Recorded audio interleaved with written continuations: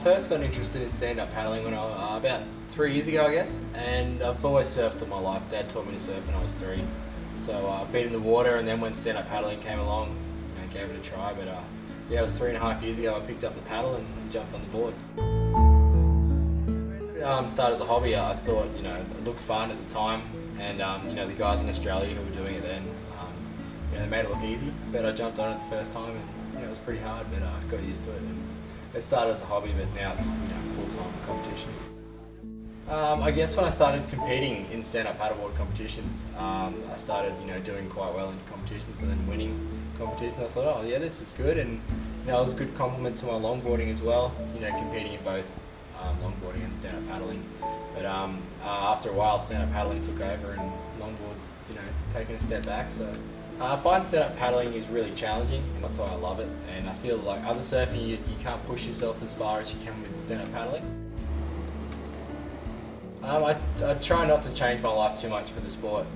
You want to sort of keep some reality to it. And when I'm home, I'm spending time with friends and family, and obviously surf coaching and everything like that. So I try to keep it normal. But obviously when I'm away, it's a different story, and competing and traveling with new people and different people. So you don't want it to change, but it does in reality, and but you don't want it to change too much.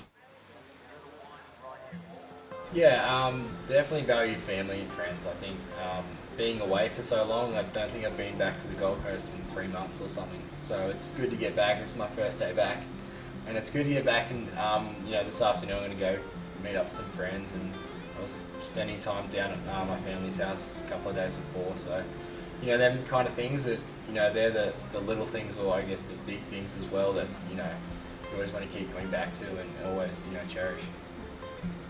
As I guess a teacher in any kind of thing, like in a school or surf coaching or anything, you're always aware of what you're passing on, and things like that, and what you're passing down, and how to act and things like that. But you just get out there and you have fun, and you pass that on to the kids, and they have fun, and then at the end of the lesson they're super stoked to do it, and they want to do it again, which is the best thing. I think giving back to the sport is why I like surf coaching.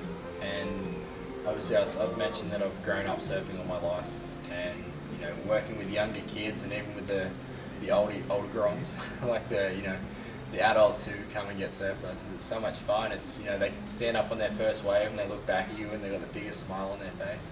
And it's the best feeling in the world to give something back to the sport and to teach surfing. It's amazing.